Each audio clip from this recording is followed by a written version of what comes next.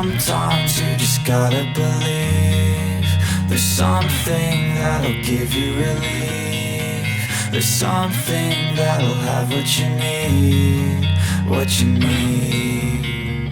We're broken, it's tragic, we're not all elastic, but maybe there's magic, believe you could have it. And I know of sadness, the anxious and panic, the infinite vastness of all that is blackness.